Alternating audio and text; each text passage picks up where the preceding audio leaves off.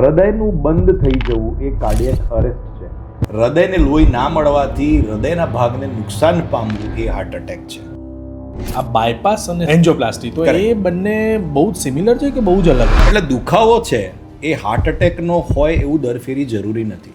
હવે આ stress, mental stress અને બેઠાડું જીવન, આ બધા પણ કાર્ડિયાકની નજીક છે. જે આ પૂછતા હતા કે આ 25 કેમ થયું, રાઈટ. એનું એક કારણ છે જેમાં કે સ્લીપની ઇરેગ્યુલરિટી, બ્રેકફાસ્ટ મિસ કરવું, નસકોરા, અને એના કારણે સવારે ઊંઘ પૂરી ના થવાથી સજગ રહેવા માટે આપે બોડીને જાગી રાખવા માટે 2-4 કોફી મારી, 2-4 એક્સ્ટ્રા ચા મારી, એડ્રિનલિનને કહો છો ભાઈ જાગ, તારે ઊંઘવાનું નથી, તારી ઊંઘ ભલે પૂરી નથી થઈ, એ બી એક એડ્રિનલિનનું ચાબુક આપણા હૃદય પર દોડે છે.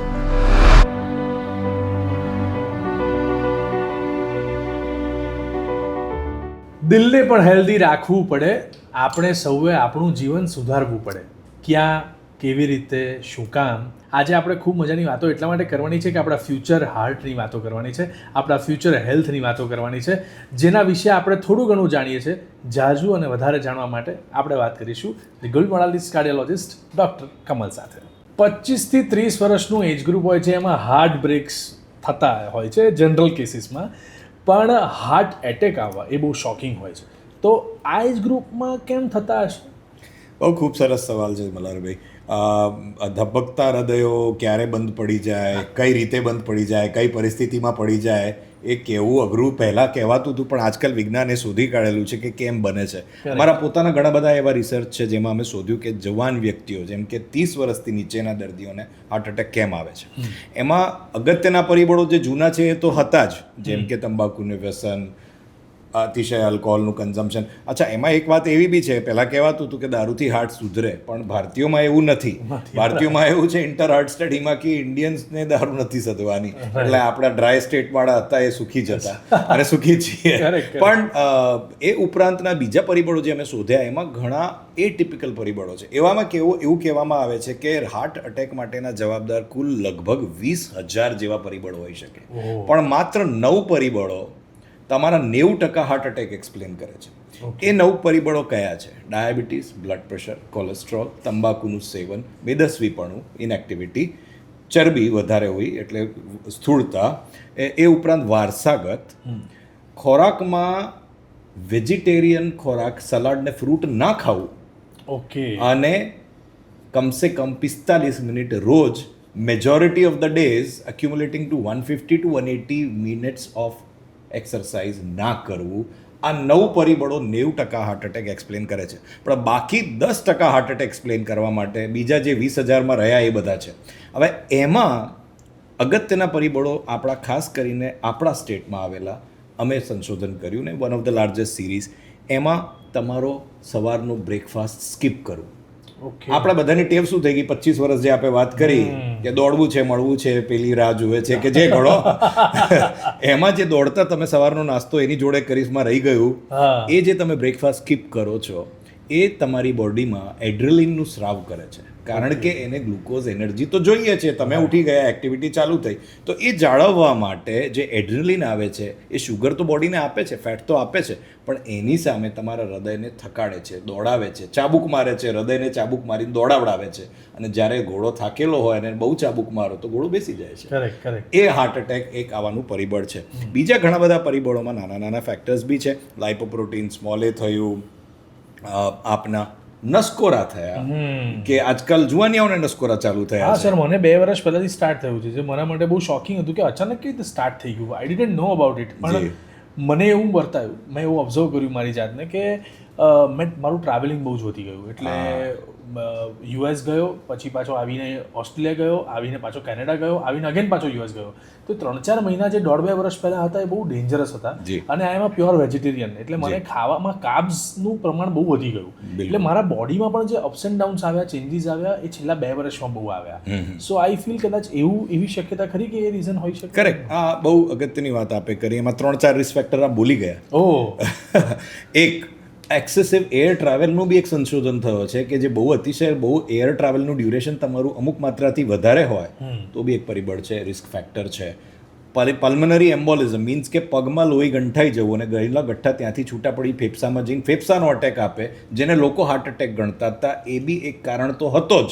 Right. પણ હૃદયની નળીઓમાં બી બ્લોક આવે ને હાર્ટ અટેક આવે એવું બી બનવાના પરિબળો આ બાબતમાં જાણવામાં આવે છે. કેમ? કારણ કે તમારી દિમાગની જે ઘડિયાળ છે, સર્કાડિયન રિધમ, જે તમને કહે છે ભાઈ શરીરના 8 વાગ્યા, બહારના 8 વાગ્યા, શરીરને 8 પ્રમાણે ઢાળો, પણ જ્યારે તમે લોંગ ડિસ્ટન્સ ઓવરઓલ જાઓ, જેમ ઓસ્ટ્રેલિયા જાઓ તો ત્યાં 8 ના તો 12 વાગતા હોય, Right.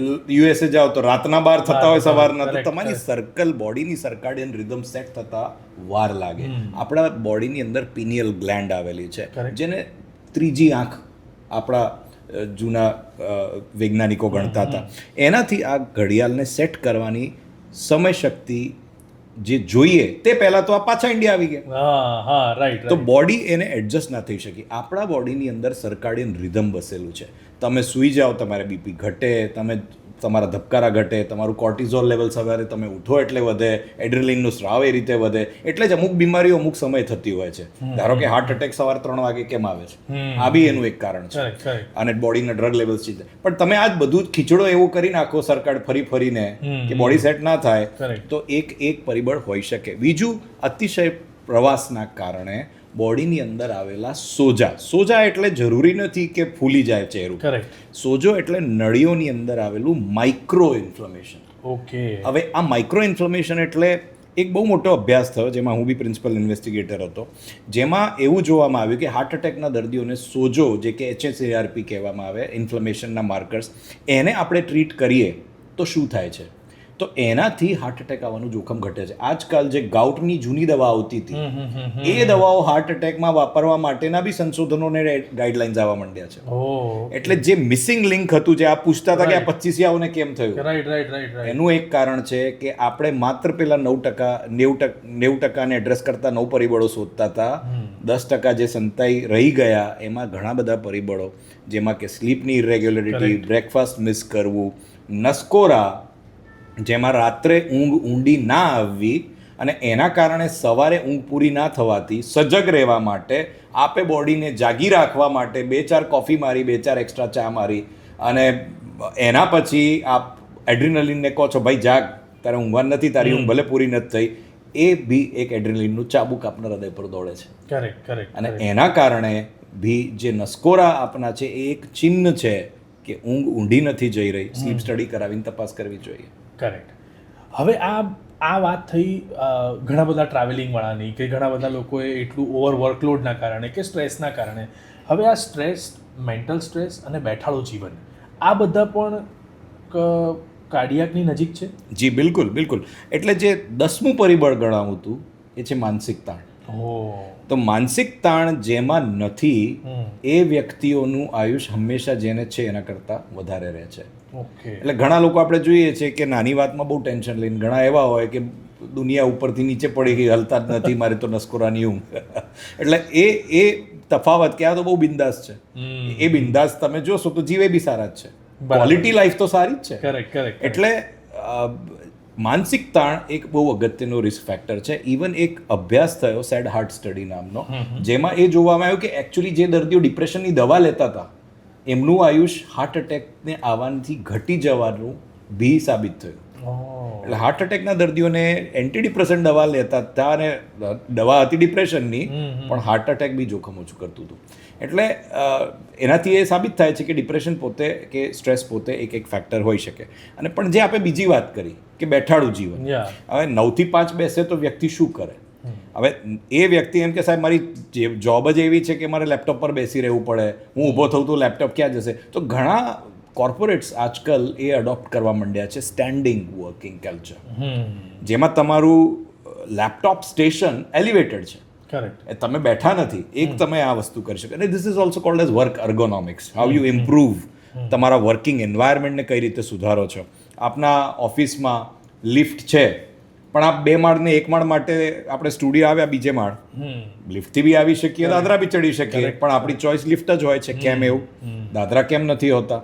આપ એ ચાલી શકો. અને એ ડગલા જે આપણે ગણીએ છીએ 5,000 15,000 અને એ બી આપણે કદાચ ચર્ચા કરીએ, પણ એ ડગલાઓ ના ભરો, એટલું કેલરી ના બાળો, એટલું એડ્રેલિનનું સાવ એક્સરસાઇઝ ના કરો, તો એ બધી ચરબી સર્ક્યુલેટ ના થઈ નળીઓમાં જામશે, અને જ્યાં જામશે ત્યાં એનું ફ્લો ઓછું થશે, જ્યાં ઓછું થશે ત્યાં હાર્ટ એટેક આવશે. ઓકે, એટલે આ વોક અને પ્રાણાયામ એ પણ સારું હેલ્પ કરતું હશે ફોર કાર્ડિયક હેલ્થ? બિલકુલ. એટલે વોકમાં આજકાલ બહુ એ ફેશનેબલ થઈ ગયું, 10,000 ડગલા. હા, મારા 10,000 સ્ટેપ થવા જ જોઈએ. પહેલી વસ્તુ, વૈજ્ઞાનિક રીતે એ પુરવાર થઈ ગયું કે 10,000 ડગલાનો કોઈ સેક્રોસેન્ક્ટ રિલિજિયસ નંબર નથી. રાઈટ. 5,000થી ઓછા હોય તો ચોક્કસ આપને જોખમ વધારે છે. બરાબર. 10,000 ઉપર કોઈ મોટો ફાયદો નથી. રાઈટ. 10ના 15 કરશો તો ફાયદો નથી. ઓન ધ કોન્ટ્રરી એવું છે કે જો વધારે પડતું ચાલો છો તો નળીઓમાં ઉલટાનું ચરબી જામવાની પ્રક્રિયા વધે છે. જો કે એ એક પેરાડોક્સ બી છે કે ચરબી વધારે જામે છે પણ અટેક ઓછો આવે છે. પણ એ ઉપરાંત 5થી 10 કે 8,000 સુધીના ચાલેલા ડગલાઓ શરીર માટે કાફી છે. ઓકે.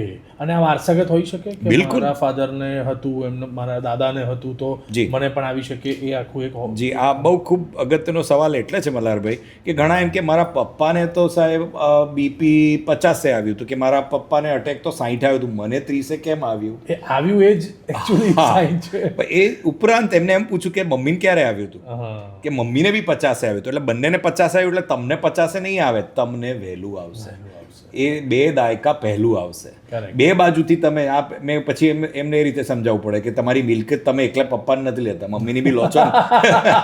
એવું રોગ બી લો છો, એવો રંગરૂપ બી લો છો, એવું આપણું જ્ઞાન બી લો છો, ને એવી મેમરી બી લો છો, એ રીતે રોગ બી લો છો. એટલે એમાં જે જેનેટિક એલીલ્સ, ઓટોઝોમલ ડોમિનન્ટ વૈજ્ઞાનિક ભાષામાં વાત કરું તો 2 એલીલ્સ, એક ગુણ ફાધરમાંથી ને એક ગુણ મધરમાંથી આવ્યું, અને 2 બાજુથી આવ્યું તો વહેલું આવશે. એટલે કોલેસ્ટ્રોલ ખાસ આ રીતે પ્રસરાતું હોય છે. કરેક્ટ. અને આ અત્યારે માર્કેટ એવું છે કે every day is a new competition. કોઈક નવું ઓઇલ લાવે, કોઈક નવું બીજું કંઈક લાવે, કોઈક હેલ્થની વસ્તુઓ લાવે, કોઈ મખાના પર રિસર્ચ કરે. પણ I generally want to ask about oil, કે ઇન્ડિયન કુકિંગ ફેમિલી વાઇઝ છે ને, દરેક રિજન વાઇઝ અલગ અલગ ઓઇલ વપરાય. જેમ કે તમે સૌરાષ્ટ્ર જાઓ તો એ લોકો ખૂબ ઓઇલ યુઝ કરે છે. અપરેન્ટલી અમદાવાદમાં એ થોડું માપે છે, સુરતમાં થોડું માપે છે. અગેન વી ટોક અબાઉટ ઉત્તર ગુજરાત, તો એમાં અમુક જ શાકમાં વધારે તેલ છે, અમુક તેલ વગર જ ખવાય છે. બહુ સરસ. તો આ બધા મને એક બહુ ફેક્ટર છે કે એ એકચ્યુઅલ કેટલું ઓઇલનું માત્રા અને કયા ઓઇલ સારા હોઈ શકે છે. જી, બહુ ખૂબ સરસ સવાલ છે. જ્યારે આગની શોધ નહોતી થઈ ત્યારે માણસ ક્યાં વગાડતો હતો? કાચું જ ખાતો હતો. એટલે અમે એમ જ કહીએ કે આપણા પૂર્વજો કોણ? ચિમ્પાન્ઝી, વાંદરા, હનુમાનજી, ઓરાંગુટાન. રાઈટ. તો એ શું ખાતા હતા? એ કયા વઘારમાં તેલ વાપરતા હતા? એટલે તેલ વઘાર પૂરતું હોય. અને જેટલું તમે કાચું ખાઓ, રો ખાઓ, તમે એ જ તેલવાળું જે વસ્તુ, સનફ્લાવર તો સનફ્લાવર રો ખાઓ, સૂર્યમુખી તો એ રો ખાઓ. કરેક્ટ. તમે વઘાર પૂરતું, સ્વાદ પૂરતું તેલ વાપરો. તેલ તરતું પીવા માટે શાકભાજીમાં તેલ બી જોડે પીવીએ છીએ એવું તેલ ના વાપરો. પહેલી વસ્તુ એ આપે જે કીધું કે વસ્તુ વધારે પડે છે, એ ઓછું હોવું જોઈએ. એ સૌથી અગત્યનું પહેલા પરિબળ છે. કયો તેલ વાપરવો એ સેકન્ડ ક્વેશ્ચન થાય. સેકન્ડ ક્વેશ્ચનમાં તેલ બદલતા રહેવું. કેમ બદલતા રહેવું? કારણ કે અમુક તેલમાં અમુક અમાઇનો એસિડ છે, બીજા તેલમાં બીજા પ્રોટીન છે. તમે એક જ વસ્તુ લીધે રાખશો, આ ડાયવર્સિફિકેશન ઓફ પોર્ટફોલિયો જેવું છે. કરેક્ટ. તમારા બધું રિયલ એસ્ટેટમાં કરશો તો ક્યારેક મંદી બી આવે, બરાબર, અને તમે ડાયવર્સિફાઈ કરશો તો નહીં આવે. તો એવું જ તેલમાં છે કે યુ હેવ ટુ ડાયવર્સિફાઈ. આજે મકઈનું તો કાલે સૂર્યમુખીનું, પછી તમે સિંગ તેલ વાપરો, પછી કપાસિયું વાપરો. અને કોઈ બી તેલ અતિશય ખરાબ એવું કેટેગરી વાઇઝ તમે એટલે ના કહી શકો. એટલે મારા દર્દીઓને એમ કહું કે તમે કેટલું મોટો ડબ્બો લાવો છો? તો કહેવાય અમે તો સાહેબ 25. ના, જેટલું નાનું આવે એટલું સારું. કેમ કે એટલે વહેલો પતે, અને એને બી લાંબુ ચલાવવા પ્રયાસ કરો, અને વધતા તેલ બદલો. એટલે બદલતા રહો.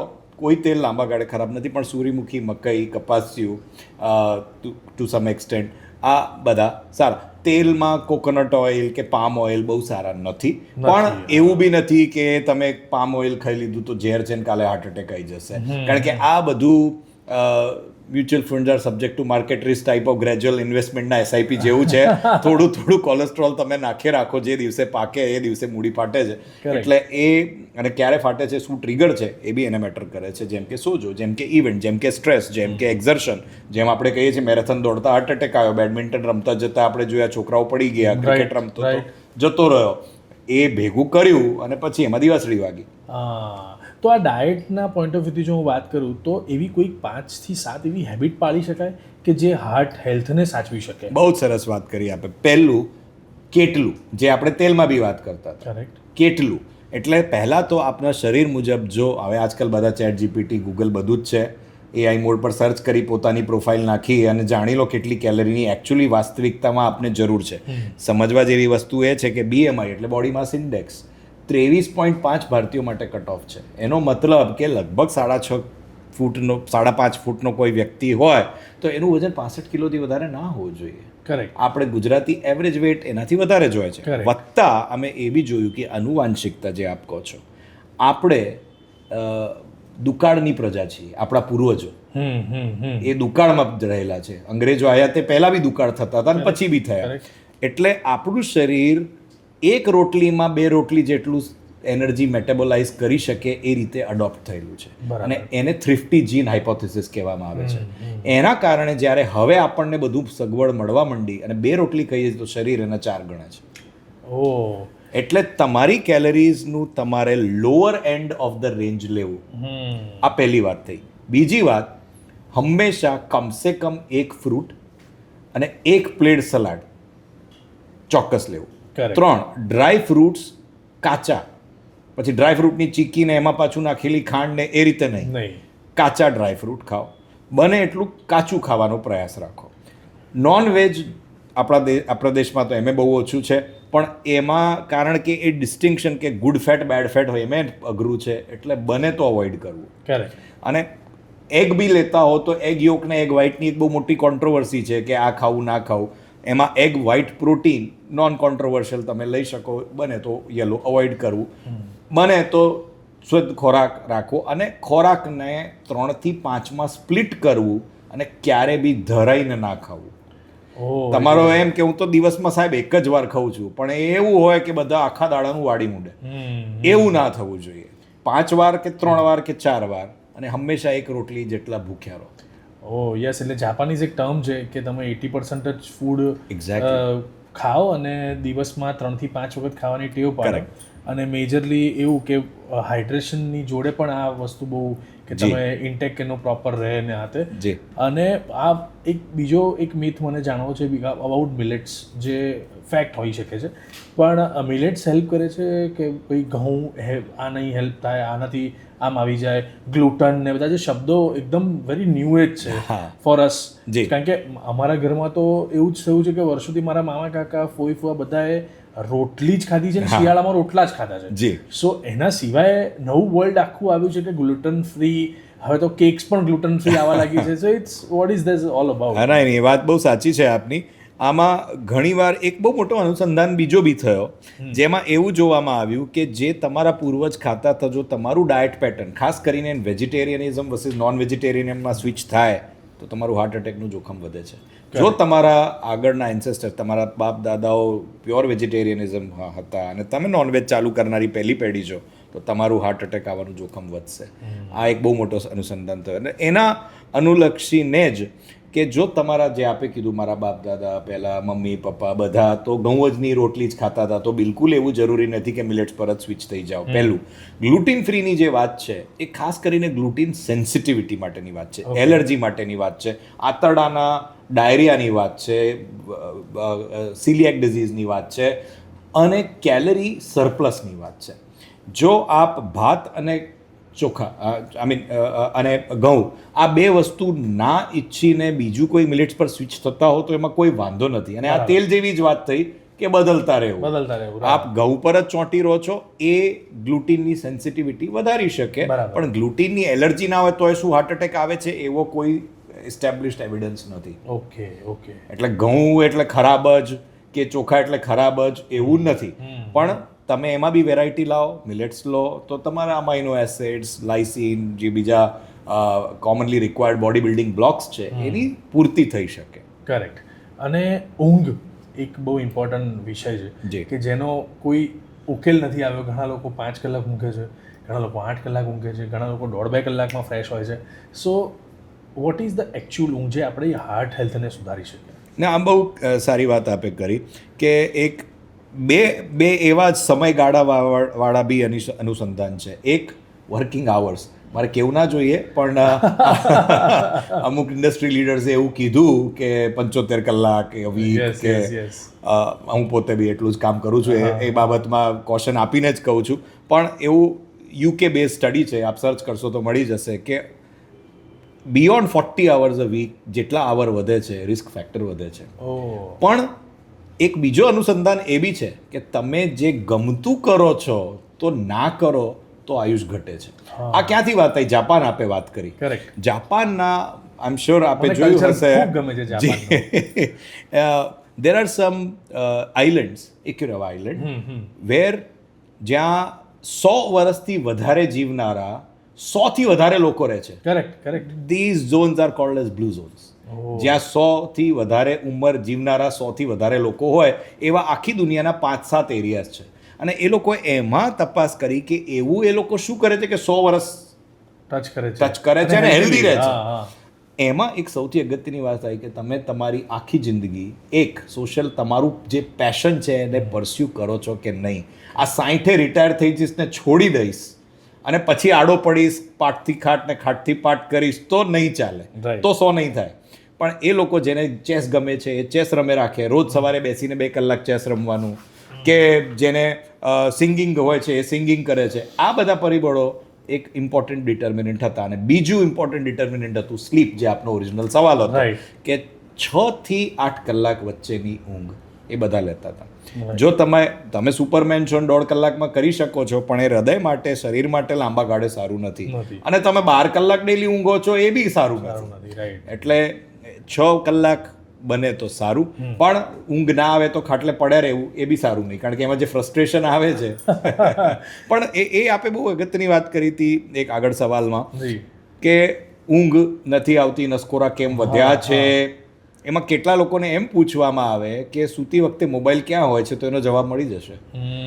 મોબાઈલ સ્ક્રોલ કરતા હો, તમે બ્લુ લાઇટ જોતા હો, તમે કોઈક ઇન્ટરેક્ટિવ વિડીયો જોતા હો, એટલે તમારું બ્રેન તો એક્ટિવેટેડ છે, તો સ્લીપ મોડમાં જશે કઈ રીતે? એટલે મોબાઈલ તો તમારે જેટલું કરવું હોય બહાર બેસીને કરો, પણ પલંગ પર આવ્યા એટલે મોબાઈલ ચાર્જિંગ પોર્ટમાં અને તમારાથી દૂર. દેટ ઇઝ બહુ મોટું રિસર્ચ છે મને આ સવાલ સાથે કે 45 મિનિટથી 1 અવર પહેલાં સુવાના 1 કલાક પહેલાં મોબાઈલને છોડી દેવો જોઈએ. જી, એ આ પોઈન્ટને કન્સિડર કરી એબ્સોલ્યુટલી. આ એક વસ્તુ થઈને એમાં જ એક વસ્તુ બીજી ઉમેરું કે સુવાના બને તો 3 થી 4 કલાક પહેલા ખાવાનું બી છોડી દેવું જોઈએ. કરેક્ટ. લોકોની ટેવ છે હવે ઊંઘ પહેલા લાઈને એક ચોકલેટ બાઇટ, લાઈને એક આઈસ્ક્રીમ. કરેક્ટ. જો તમારે આઈસ્ક્રીમનો શોખ છે તો ડિનર પછી તરત, અને બને તો ડિનર ઊંઘના 4 કલાક પહેલા. એ હૃદય ઉપરાંત ખાસ કરીને આંતરડાઓના પ્રોબ્લેમમાં બહુ ઇમ્પોર્ટન્ટ રોલ ભજવે છે. કારણ કે જેટલા આડા પડ્યા અને ખાધેલું મોઢામાં પાછું આવે છે, આ ગેસ્ટ્રોઇસોફેજિયલ રિફ્લક્સનું સૌથી સહેલો ઇલાજ આ જ છે કે 4 કલાક કંઈ ના ખાઓ, રાધર દેન એસિડિટીની ગોળીઓ અને ડોમપેરિડોન કાઢો. તો એસિડિટી, આ ગેસનો પ્રોબ્લેમ, એ બધા પણ આમ એને મતલબ કેવી રીતે એને ચેક કરવા કે આ, કારણ કે આમાં શું છે બધું આમ ઓલમોસ્ટ બધું સેમ જેવું જ લાગે છે. સો એના વિશે થોડી બહુ મિથ કરવી છે. મતલબ this is a very important question. ઘણા લોકો એમ કહે છે કે આ ભાઈ અમારા જતા રહ્યા પણ ગેસ જ હતો. ગેસ નતો, એ હાર્ટ એટેક હતો ને એ masqueraded as a gas. Correct. Heart કોઈ બી દુખાવો થોડીથી માંડીને ડ્યુટી સુધી હૃદયનો હોઈ શકે, અને હૃદય ઉપરની જ બિલકુલ ટાંકડી જેવું અડતું બી દુખાવો હૃદયનો ના બી હોઈ શકે. એટલે પહેલું તો ખાસ કરીને એક્સ્ટ્રીમ્સ ઓફ ધી એજ, જુવાનિયાઓમાં અથવા એલ્ડરલીમાં અને બહેનોમાં હાર્ટ એટેકનો દુખાવો ક્લાસિકલ હોય એવું જરૂરી નથી. બીજું, ડાયાબિટીસના દર્દીઓમાં દુખાવો જરૂરી હોય એવું નથી. એ બધા દર્દીઓમાં એસિડિટીનું જ લાગવું, કે ખભાનું પકડાઈ જવું, કે દાઢ દુખવી. ઘણા પેશન્ટ એવા હોય ડેન્ટિસ્ટ જોડે ફિલિંગ કરાવીને આવે ને પછી કાર્ડિયોગ્રામ પડે ખબર પડે હાર્ટ એટેક હતો. એટલે થોડીથી ડ્યુટી સુધી દુખાવો હોય ને તમને શંકા છે કે આ દુખાવો મારો અડધો કલાકથી સળંગ છે, આરામ નથી પડી રહ્યો, આ દર ફેરી મને જે એવો ગેસ થતો એના કરતાં અલગ છે, મારા આંતરડીઓની ટૂડ મને નથી સંભળાઈ રહી, ગુડગુડ નથી સંભળાઈ રહી, તો પ્રોબેબલી એ ગેસ નથી. કારણ કે હૃદયની નીચેની દિવાલ આંતરડાને અડતી, આ સ્ટમકને જઠરને અડતી આવે છે, એટલે એ ગેસનો અહેસાસ તમને ચોક્કસ કરાવે છે. અને ઘણીવાર એસિડિટી લાગતો હૃદયનો દુખાવો, એને લિંક્ડ એન્જાઇના નામ આપવામાં આવ્યું છે. એ પોતે જે આપે સવાલ કર્યો, એસિડિટી શું હાર્ટ એટેક પોતે કરી શકે? તો હા, એવું બી કરી શકે, કારણ કે જે એસિડ બેક મારે છે એનાથી લાગતી નળીઓનું સંકોચન જો લંબાય અને ઓલરેડી નળીઓ બીમાર હોય તો એ બી આપી શકે છે. એટલે ગેસના ધોખામાં આ વાઘાયો જેવી વાર્તા જેવું Correct, છે correct, કે જેટલી વાર અવાજ આવે તો જોઈ તો લેવું કે વાઘ ખરેખર તો નથી આવ્યો, કારણ કે વાઘ તો એક જ વાર આવવાનો છે. Correct, અને જ્યારે વાઘ આવ્યો ત્યારે ખવાઈ જઈએ, એના કરતા વાઘ નથી એ જોઈ લેવું. અને બીજી વાર્તા એ ઘણી વાર હું લોકોને એ બી કહેતો હોઉં કે કબૂતર પ્રત્યે બિલાડી આવે તો આંખ મૂંદી લેવાની કે બિલાડી તો છે જ નહીં, એમાં ખવાઈ તો કબૂતર જ જાય છે, બિલાડીને વાંધો નથી હોતો. મારો એક ફ્રેન્ડ છે, એ ફ્રેન્ડને શું થયું કે એક મહિના પહેલાં એ બહુ ફિટ એન્ડ ફાઇન મસ્ત ડાન્સર વાન્સરને હાથે, અને એક મહિના પહેલાં he ask the question about blood pressure. જી. પણ બીજા 15 દિવસ પછી આસ્ક અબાઉટ કે આમ દુખે શરીર તો ચેસ્ટ પેનનું શું હોય છે રિઝલ્ટ. અને એક્ઝેક્ટલી એક મહિના પછી he was performing on stage, અને પરફોર્મન્સ કરતા કરતા એને એવું થયું કે એને વોમિટ થઈ રહી છે. He stopped it because the show was on. Again he stopped it. ચાલુ નાટકના શોમાં પણ એ વસ્તુનું અમને જાણકારી મળી કે ચાલુ નાટકના શોમાં પણ પાછળથી બીજા એક્ટરે એમને રિક્વેસ્ટ કરી કે જવું છે એમ, કે ના ના ના પતાવી દે, એક છેલ્લી મિનિટ છે ને. હી કોલેજ ધેર અને he pass there within 1 hour in the show. તો એ આખી આ વસ્તુ મેં અત્યારે હું કનેક્ટ કરી. He was wonderful actor, mister Bhaskar Bhojak, he is no more. પણ એ ભાસ્કર એટલો બધો ફિટ એન્ડ ફાઇન ડાન્સર ને હાથે, તો મને આખું આ chest pain, acidic, gas, blood pressure, આ બધું એના 1-1.5 મહિનાની આ આખી ચેન્જ છે. Because he was also very workaholic ને could not take care of his self ને એ આખો પ્રશ્ન બહુ મને અત્યારે કનેક્ટ થયો. અને ઘણીવાર એવું બી થાય છે ડૉક્ટર કે ચેસ્ટ પેન હોય છે, માણસને વારંવાર ચેસ્ટ પેન થાય છે, અને ડૉક્ટર એમ કહે છે અરે તમારા દિલને હૃદય પ્રોબ્લેમ નથી, કાર્ડિયકને કહીએ કંઈ ચિંતા ના કરતા એમ. તો આ કઈ રીતે એને જોડવું? જી મલ્હારભાઈ, આ ઘણીવાર અમે એમ કહીએ કે સાપ છે પણ કરડ્યો નથી. તમને કરચલી દેખાય અને સાપ છે કે દોરી છે ને એ તો નક્કી કરવું પડશે ને, તમને અડ્યો છે અંધારામાં તો. એટલે દુખાવો છે એ હાર્ટ એટેકનો હોય એવું દર ફેરી જરૂરી નથી. 3 પરિસ્થિતિ હોઈ શકે. દુખાવો હૃદયનો હોય જ નહીં, જેમ કે કોસ્ટોકોન્ટ્રાઇટિસ, અહીંયા ફ્રેક્ચર થશે તો તમને દુખવાનું તો છાતી જ છે. કરેક્ટ. અને એસિડિટી હશે તોય ત્યાં દુખવાનું છે. એટલે જરૂરી નથી કે દરેક દુખાવો હાર્ટનો હોય, પહેલી વાત. બીજી વાત, તમને દુખાવો હાર્ટનો હોય પણ હજુ અટેક ના આપ્યો, તમને સાપ અડીને જતો રહ્યો પણ અટેક નથી આવ્યો, વિચ મીન્સ કે કોઈ બ્લોક છે જે હજુ 100% નથી, જેમાંથી લોહી ફરી રહ્યું છે. જ્યારે શ્રમ પડે છે, બોડી વધારે ઓક્સિજન માંગે છે, હૃદય ઓક્સિજન વધારે માંગે છે, હૃદય વધારે જોર કરે છે, જ્યારે પીક એક્સરસાઇઝ પર જાઓ છો ત્યારે લોહીની અછત થાય છે, એટલે માત્ર દુખાવો થઈને તમને વોર્નિંગ આપે છે. આ એનું વોર્નિંગ સાઇન છે, આ એન્જાઇના છે. તો એવી પરિસ્થિતિમાં સામાન્ય રીતે ડૉક્ટર આપને બીજા ટેસ્ટ કરાવતા હોય, જેમ કે શ્રમને મેં કીધું તો આપણે પટ્ટા પર દોડાઈને ટીએમટી કરે, કે હૃદયની પરિસ્થિતિમાં પમ્પિંગ કેવું છે એનો ઇકો કરે, કે આપની કાર્ડિયોગ્રામ કરીને પરિસ્થિતિ જોવે, કે હાર્ટ એટેકમાં કોઈ લક્ષણો છે કે નહીં એવા લોહી રિપોર્ટો જોવે, આપને કયા કયા રિસ્ક ફેક્ટર્સ છે એ જોવે, અને કંઈ એમાં કોઈ શંકા ઊભી થાય તો સીટી સ્કેનથી નળીઓની બ્લોકેજ છે કે નહીં એ સીટી એન્જિયોગ્રાફી અથવા સોય નાખીને હૃદયના ફોટા પાડતા હૃદયના બ્લોકેજ જોવા માટેની ઇન્વેઝિવ એન્જિયોગ્રાફી જે અમે કાર્ડિયોલોજિસ્ટ કરીએ, સીટી સ્કેન જે રેડિયોલોજિસ્ટ કરે. સીટી સ્કેન એટલે બહારથી જોવાની પરિસ્થિતિ, એન્જિયોગ્રાફી એટલે અંદરથી ઇન્વેઝિવમાં અંદરથી નળી જોવાની પરિસ્થિતિ. અને ઘણીવાર બેમાં મિસમેચ બી આવતું હોય અને એ પરિબળો અલગ હોય છે. તો દરેક દુખાવો હૃદયનો ના બી હોય, પણ જો દુખાવો 30 મિનિટ ઉપરાંત ચાલે, ખભાથી ડોટી સુધી હોય, ડાબા હાથે પ્રસરે, પીઠે જાય, પરસેવો વળી જાય, ઉલટી થાય, ઉબકા થાય, ગભરામણ થાય, બેચેની થાય, શરીર ઠંડુ પડે, શ્વાસ લેવામાં પરિસ્થિતિ ખરાબ લાગે, તો આ બધી પરિસ્થિતિમાં હંમેશા તાત્કાલિક કાર્ડિયોગ્રામ કરાવી, એટલીસ્ટ વાઘાયોમાં વાઘ નથી જોડાયેલું. કરેક્ટ. અને આખી પ્રોસેસને હાફ એન આવર તો લાગતો જ હોય છે ને, 15-20 મિનિટ તો મિનિમમ મળતી જ હોય છે. હા, એટલે તમને પહેલી વોર્નિંગ પર સામાન્ય રીતે આ ટાઈમ આપે. જ્યારે પેલું જે ટાઈમ નથી આપતું, જે આપણે વાત કરી, એ પરિસ્થિતિમાં હૃદયને લોહી ના મળવાના કારણે ધબકારાની અનિયમિતતા થઈને હૃદયનું બંધ થઈ જવું થાય છે. એ હાર્ટ અટેક નહીં, કાર્ડિયક અરેસ્ટ છે. આ બેમાં થોડો તફાવત છે. હૃદયનું બંધ થઈ જવું એ કાર્ડિયક અરેસ્ટ છે. હૃદયને લોહી ના મળવાથી હૃદયના ભાગને નુકસાન પામવું એ હાર્ટ અટેક છે. એટલે હૃદયને લોહી નથી મળતું, તમારી આંગળી હોય ને અહીંયા ટાઈટ રબર માર દો, શું થઈ જાય? કાળી પડી જાય. એવું હૃદયની નળીમાં જ્યારે બ્લોક થયો એ ભાગને લોહી મળતું બંધ થયું એ હાર્ટ અટેક છે. અને ખચ્ચ દઈને આંગળી કપાઈ ગઈ ચપ્પુમાં, એ કાર્ડિયક અરેસ્ટ છે. આ ફરક હૃદયની સ્નાયુમાં થાય ત્યારે આ ફરક પડે. એટલે હૃદયમાં વસ્તુ એ છે. અમે ઘણા દર્દીઓ અમને એમ કહેતા હોય, સાહેબ મારા ધબકારા વચ્ચે વચ્ચે ચૂકે છે, મારે પેસમેકરની જરૂર છે. મને તો 4 વર્ષમાં પહેલી વાર થોડા ચક્કર આવ્યા, 2 સેકન્ડ માટે બેભાન થયો. મેં કીધું ભાઈ આ ઘડિયાળ જેવું છે, 24 કલાકમાં 23 કલાક 59 મિનિટ અને 30 સેકન્ડ બરાબર ચાલતી હતી, પણ પેલી 30 સેકન્ડ બંધ થઈ એમાં ઘડિયાળ તો મોડી જ થઈ જવાની હા, છે. બરાબર છે, એટલે એવું જ જીવ બાબતે છે. આપણે સજગ સચેત સચેત રહેવા માટે હૃદયે દર સેકન્ડે ધબકવાની જરૂર છે. 30 સેકન્ડ માત્ર છેલ્લા 24 કલાકમાં એક જ વાર પૂરતું થયું એ તમને હૃદય માફ નહીં કરે. કરેક્ટ. અને મને જે ક્વેશ્ચન છે આઈ થિંક ઘણા બધા લોકોને હશે, આ બાયપાસ અને સ્ટેન્ટ કહેતા હશે ને, સ્ટેન્ટ એન્જિયોપ્લાસ્ટી, તો એ બંને બહુ જ સિમિલર છે કે બહુ જ અલગ અલગ? ના, બે અલગ વસ્તુ છે. બાયપાસ આપણે સાવ દેશી ભાષામાં કહો, અમારા ગામડાના પેશન્ટ આવતા તમે સમજાવીએ કે તમારું રોડ બંધ થઈ જાય તમે શું કરો? બાયપાસ લઈ લઈએ, ડાયવર્ઝન લઈ લઈએ. એટલે અમદાવાદથી દિલ્હીનો રસ્તો જો જયપુર બંધ હોય તો હું વાયા ઉદયપુર થઈને દિલ્હી પહોંચી જાઉં. એ નવો રસ્તો જે બનાવ્યો એ બાયપાસ છે. એટલે તમારી જે બ્લોક નળી છે એને નવો રસ્તો મૂકી દેવો નવી નળી દ્વારા, એ સર્જન દ્વારા, એ બાયપાસ કહેવામાં આવે. અને એન્જિયોપ્લાસ્ટી મારો બંધ રસ્તો જ હું ખોલી કાઢું, ઓરિજિનલ નળી ખોલી કાઢું, નવી કૃત્રિમ ના નાખું અને એને પહોળું કરી અને ત્યાં પાછી બ્લોક ના થાય એને જે આપણે સાધન મૂકીએ એને સ્ટેન્ટ કે એન્જિયોપ્લાસ્ટી કહેવાય. પણ એક આ તમે સવાલ કર્યો એટલે બહુ અગત્યની વાત છે. શું દરેક બ્લોકને ઓપરેશનની જરૂર છે? હા, એવું બધા ધારતા હોય છે, એવું નથી. ઓકે, આ સમજવું બહુ જરૂરી છે. કયા બ્લોકને જરૂર નથી? કોઈ બ્લોક જે 70% નીચે છે એને જરૂર નથી.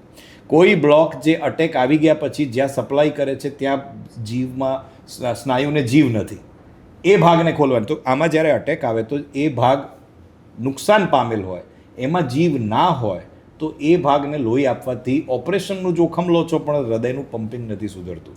એટલે વાયબિલિટી કહેવામાં આવે. અમુક શરીરના તત્વો છે જેમ કે નખ કે વાળ, જે તમે કાપો તો પાછા ઉગે છે. હૃદયના સ્નાયુ એવા નથી કે જો એ મૃત થઈ જાય તો પાછા સજગ કે સજીવ થાય છે.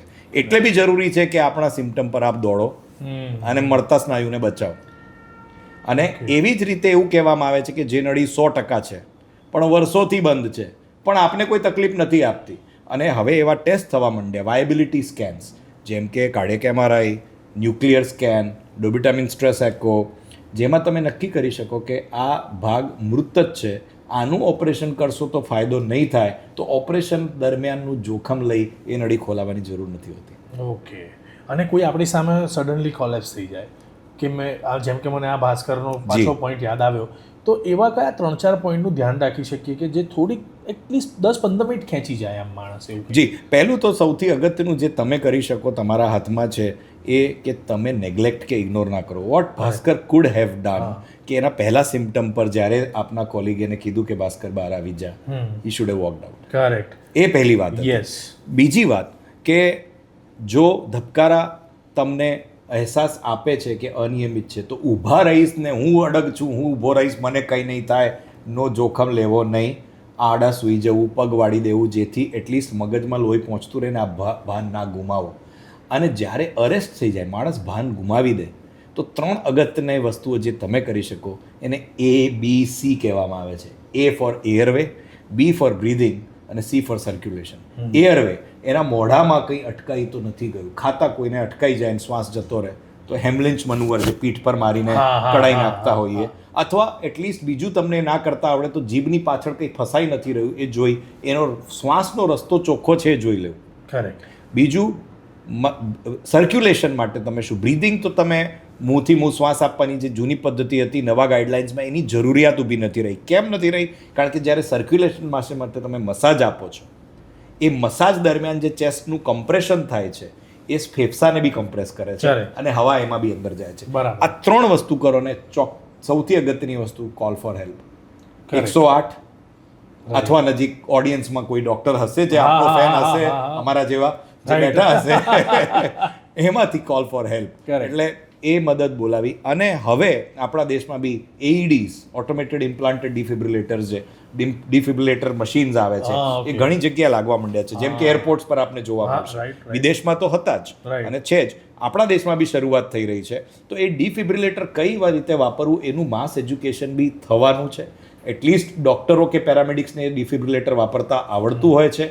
જો નજીકમાં ડિફિબ્રિલેટર અવેલેબલ હોય તો શોક આપી અને ધબકારા અનિયમિત થઈને જે જીવ જતો હોય એને અટકાવી શકાય છે. એટલે આ બી એક આપના માધ્યમે એક બહુ ઇમ્પોર્ટન્ટ ઇનિશિયેટિવ આપણે પ્રપોઝ કરી શકીએ કે આવા માસીસ ના માટેની પબ્લિક પ્લેસીસ, એરપોર્ટ, આ થિયેટર જ્યાં તમે theatre, પરફોર્મ of course, કરતા of હતા, course. ત્યાં એક એઈડી હોય, ડિફિબ્રિલેટર હોય, તો એ બહુ સારું. અને સૌથી મોટી અગત્યની વસ્તુ એ એટલા મોંઘા બી નથી. તો થિયેટર્સ છે કે સ્ટુડિયોઝ છે, ત્યાં એક એઈડી મૂકવું કોઈ બહુ મોટો ઇન્વેસ્ટમેન્ટ નથી. હા, જેમ કે કોવિડ વખતે સેનિટાઈઝરમાંથી લોકો, પસાર થવું એ બહુ mandatory હતું. બધું મેન્ડેટરી હતું. જી, તો એ આઈ થિંક ઘણી બધી વસ્તુઓનું હવે થઈ રહી છે. થઈ રહી થઈ છે રહી છે, અને થઈ રહી છે. આપણા માધ્યમથી લોકો સુધી પહોંચી પણ જશે કે જી. કેટલું બધું હેલ્પફુલ હોય છે.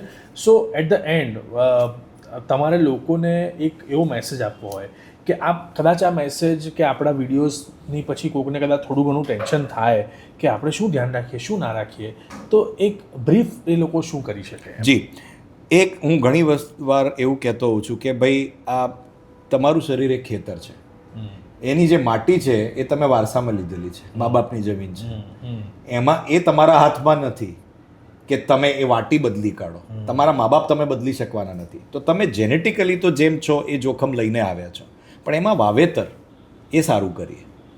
એમાં તમે શું નાખો છો એ તમારા હાથમાં છે. તમારું ડાયાબિટીસ, બીપી, કોલેસ્ટ્રોલ, આ પહેલાં તો આવા ના દો. ના આવવા દો એટલે કઈ રીતે? તમારો ખોરાક, જીવનશૈલી, સ્ટ્રેસ, ઊંઘ, જે આપણે આગળ ચર્ચા કરી ગયા 9 પરિબળો, એ બધાને કંટ્રોલ કરવા પ્રયાસ કરો. ખોરાક સારો રાખો, ખાંડ ઓછી રાખો, સલાડ વધારો, પ્રોટીન વધારો, ચાલવાનું વધારો, વજન આપણું કાબૂમાં રાખો, નિશ્ચિંત રહો, સ્વસ્થ રહો, ખુશ રહો, જે ગમે તેવી કસરત કરો. જે આપણા ત્યાં ઘણું બધું લોકો કહેતા હોય છે કે આપણે some professions are by choice and some of by not so choice. ઘર ચલાવવું છે એટલે, પણ તમે જેમ you are into passion into of your branch, Yes, yes. એટલે પેશન, જેમ I came into this branch for a passion. I cleared civil service, IAS ની એક્ઝામ પાસ કરી પણ ના થયો, ડોક્ટર થયો. રાઈટ એટલે એ પેશન તમને, એ શું તમે 60 ના થશો એ ધગસ રાખશે કે આવો જ રહું, એ કરો અને ખુશ રહો. એટલે એ વસ્તુ ઉપરાંત તમે શું ખાઓ છો, કેવું જીવો છો, કેવું ઊંઘો છો, તમારું વજન કેવું છે, તમે તંબાકુનું સેવન ના કરો, આલ્કોહોલ ના લો, ડ્રગ્સનો તો સવાલ જ નથી ઊભો થતો, અને આપના પેરામીટર્સને રેગ્યુલર ચેકઅપ કરાવી દર બર્થડે એકવાર જઈને જોડાઈ લો. આ સૌથી સહેલું તો યાદ રહેશે કે હું બહુ બિઝી છું, યાદ નથી રહેતું. બર્થડે આવી રહ્યું છે, આ અઠવાડિયામાં પતાવી દઈએ. એવું એક બેઝલાઇન કે હું ક્યાં ઊભો છું એ જાણવા માટે, કે મારે શું સુધારવાની જરૂર છે. આ વર્ષનો મારો હેલ્થ રિઝોલ્યુશન આ 9 પેરામીટરમાંથી કયા પેરામીટર પર છે. જો આ કરશે અને જેટલું વહેલું કરશે, અને જો શું તમે આ વસ્તુ તમારા છોકરાઓને કોલેજમાં આવતા પહેલાં શીખવાડશો, તો તમે એમને એક સારો વારસો હેલ્થનો બી આપી રહ્યા છો. સરસ મજાની વાત કરી આપણે હેલ્ધી હાર્ટ, જે બહુ ઇમ્પોર્ટન્ટ છે. માત્ર બોડી હેલ્ધી હોવું it is not that important, it is important, પણ હેલ્ધી હાર્ટ હોવું કેટલું ઇમ્પોર્ટન્ટ છે. આપણી જીવનશૈલીથી લઈને ખૂબ બધી વાતો આજે આપણે જાણી ડૉક્ટર કમલ પાસેથી, જેની આપણે ખૂબ બધી વસ્તુઓનું આપણે આચરણ કરીશું, જીવનશૈલી અપનાવીશું, ખુશ રહીશું. તો thank you very very much for all the views અને પર્સપેક્ટિવ, જેના માટે અમે ખૂબ બધા રાજી છીએ આપને મળીને. અને તમારા માધ્યમથી ઘણા બધા લોકો ઘણી બધી વસ્તુઓ જાણી શકશે. સો એના માટે દિલથી થેન્ક યુ. થેન્ક યુ મલ્હારભાઈ ફોર ઇન્વાઇટિંગ મી. આપની જે રીચ છે social media through and even otherwise આપના જે ફોલોઅર્સ છે, ને આપના માધ્યમથી માત્ર ગુજરાત નહીં પણ જ્યાં બી વસેલા જેટલા બી ગુજરાતીઓ અને તે ઉપરાંતના લોકો આપના ફોલોઅર્સ છે, એમને જો હું થોડું ઘણું પોતાના હૃદયની સ્વાસ્થ્ય માટે જ્ઞાન અને શેર નોલેજ કરી શક્યો, તો તે ખૂબ જ સરસ રહેશે ને એક મારી સામાજિક દાયિત્વનો હું ભાગ ભજવી શકીશ. એ આભાર આપના હું વ્યક્ત કરવા ઈચ્છું છું. Thank you for calling me and having for this show. Great sir, thank you, so glad.